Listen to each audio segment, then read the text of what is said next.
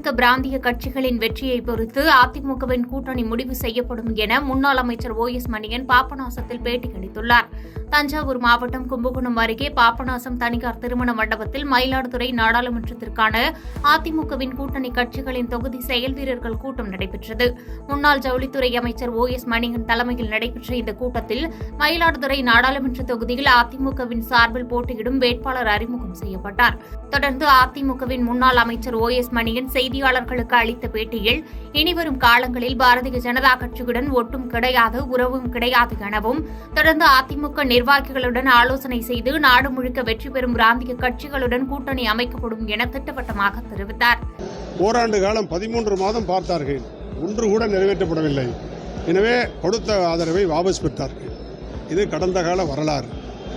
எங்களை பொறுத்தவரை பிஜேபியோடு ஒட்டுமில்லை, உறவுமில்லை என்பது எடப்பாடியாருடைய தீர்க்கமான முடிவு.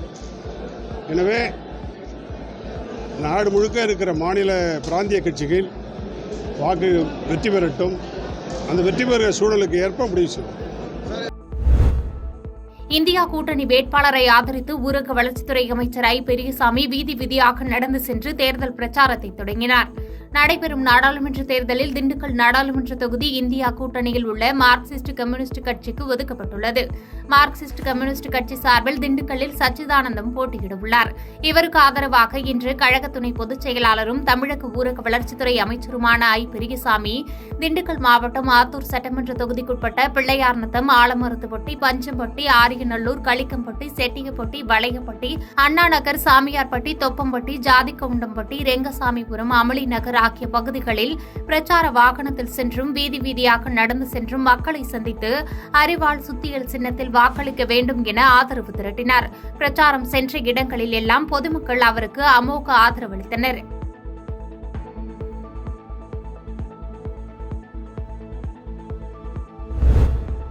தூத்துக்குடி மக்களவை தொகுதியில் வெற்றி வாய்ப்பு என்பது நன்றாக உள்ளது என்றும், தூத்துக்குடி மக்களவை தொகுதியில் திமுக சார்பில் போட்டியிடும் கனிமொழி வேட்புமனு தாக்கலுக்கு பின் பேட்டியளித்துள்ளார்.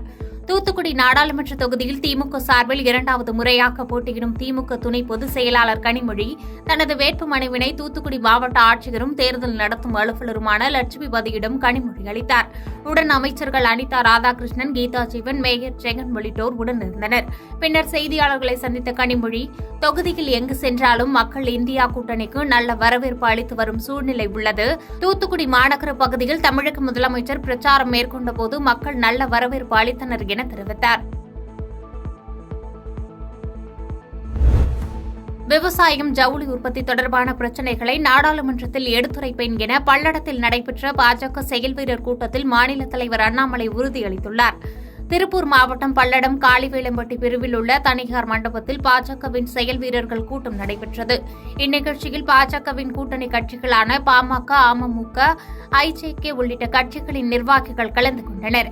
மேலும் இந்நிகழ்ச்சியில் கலந்து கொண்டு உரையாற்றிய பாஜக மாநில தலைவர் அண்ணாமலை, கோவை நாடாளுமன்ற தொகுதியில் போட்டியிடப் போவதாக தெரிவித்தார்.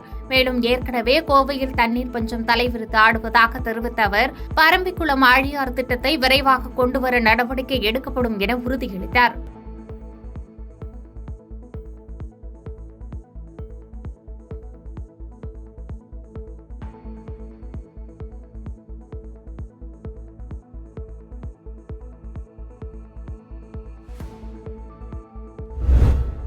சென்னை மண்ணடியில் உள்ள இந்திய தவ்ஹீத் ஜமாத் தலைமை அலுவலகத்தில் வருகின்ற 2024 நாடாளுமன்ற தேர்தலில் தங்கள் ஆதரவு குறித்து இந்திய தவ்ஹீத் ஜமாத் தேசிய தலைவர் MS பாக்கர் செய்தியாளர்களை சந்தித்து பேசினார். அப்போது தெரிவித்த அவர், இந்திய தவ்ஹீத் ஜமாத் ஒட்டுமொத்தமாக திமுக தலைமையிலான இந்தியா கூட்டணியை ஆதரிக்க முடிவு செய்துள்ளோம். இந்தியா கூட்டணி வெற்றி பெற வேண்டும் எனவும், எங்கள் இயக்கத்தினர் வீடு வீடாக சென்று இந்திய கூட்டணிக்காக வாக்கு சேகரிப்பார்கள் என தெரிவித்தார். இந்திய தௌஹீத் ஜமாத்தினுடைய ஒட்டுமொத்த ஆதரவும் இந்தியா கூட்டணி வெற்றி பெற வேண்டும் என்பதற்காக உழைப்பது என்பதை முடிவெடுத்திருக்கிறோம். கண்டிப்பாக இந்தியா கூட்டணி வெற்றி பெற வேண்டும், அதற்கான உழைப்புகளை நாங்கள் செலுத்துவோம் என்று சொல்லியிருக்கிறோம். கண்டிப்பாக இந்தியா கூட்டணி வெற்றி பெற வேண்டும். பாதகம் செய்பவரை கண்டால் நாம் பயங்கொள்ளலாகாது பாப்பா. மோதி மிதித்து விடு பாப்பா, அவர் முகத்தில் உமிழ்ந்து விடு பாப்பா. அண்மை செய்திகளை உடனுக்குடன் தெரிந்து கொள்ள இணைந்திருங்கள் இயம்நாடு தொலைக்காட்சியுடன்.